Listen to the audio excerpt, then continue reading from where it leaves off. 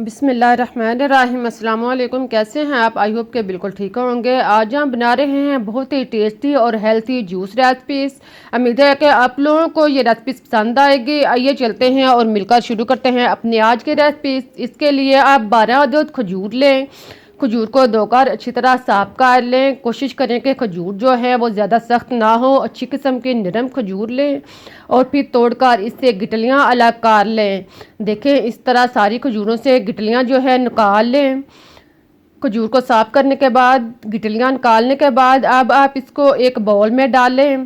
साथ में आप 12 अदद काजू, इनको भी आप धोकर साफ कर लें। काजू डालने के बाद अब आप इसमें 15 अदद बादाम की गिरियाँ लें। इनको भी आप इस बाउल में डाल लें। इन सारी चीज़ों को एक बाउल में डालने के बाद अब आप इसमें आधा कप दूध डाल लें और फिर इसमें अच्छी तरह भिगो दें। देखें, दूध के अंदर इन सारी चीज़ों को भिगो दें और इसे आधा घंटा पड़ा रहने दें ताकि ये अच्छी तरह नरम हो जाए। अब आप एक अलग बाउल में 1 चम्मच तुख्म लंगा लें।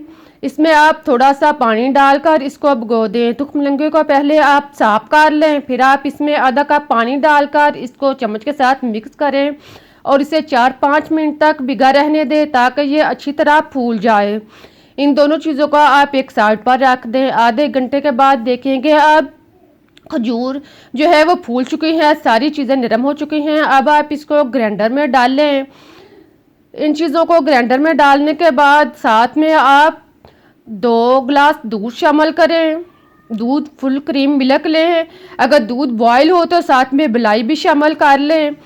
अब आप इसमें इलायची 1 चम्मच पिसी हुई इलायची पाउडर शामिल करें। साथ में आप टेस्ट के मुताबिक 1 या 2 चम्मच चीनी डाल सकते हैं। चीनी अगर आप ना भी डालें, आपको शुगर का या कोई और प्रॉब्लम हो तो आप चीनी रहने दें। इस तरह बहुत ही टेस्टी, चीनी के बगैर भी बहुत टेस्टी जूस तैयार होगा। इसको आप अच्छी तरह ग्राइंड कर लें। इसको 2-3 मिनट तक अच्छी तरह ग्राइंड करें ताकि इसके सारे अज्जा जो हैं वो अच्छी तरह यकजा हो जाए, ग्राइंड हो जाए। अब आप गिलासों में बर्फ़ डालें। इसके ऊपर 1-1 चम्मच तुख्म लंगा डालेंगे। भिगा हुआ तुख्म लंगा डालने के बाद अब आप इसमें ग्राइंड शुदा शेक डालें।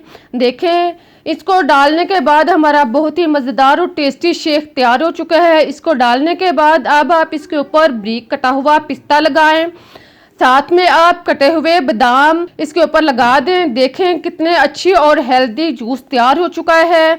जब आप इस तरह से जूस बनाकर पिएंगे तो इससे ना सिर्फ आपकी कमज़ोरी, थकावट और सुस्ती दूर होगी बल्कि यह आपकी हड्डियों को भी मजबूत करेगा। आपकी हड्डियों और पट्ठों को मजबूत करने के साथ साथ आपके जिल्द को फ्रेश करेगा और आपकी तवानाई और हरारत बख्शेगा। बहुत ही हेल्दी और टेस्टी जूस है। आप इसको मिक्स करें और ड्रिंक करें। जायके के साथ साथ तवानाई भी हासिल करें। उम्मीद है कि आप लोगों को मेरे शेक बनाने का तरीका अच्छा लगा होगा। अगर रेसिपी पसंद आए तो इसे लाइक और सब्सक्राइब करना मत भूलिएगा। मुझे इजाज़त दें, फिर मिलते हैं एक नई और मज़ेदार रेसिपी के साथ। तब तक के लिए अल्लाह हाफिज़।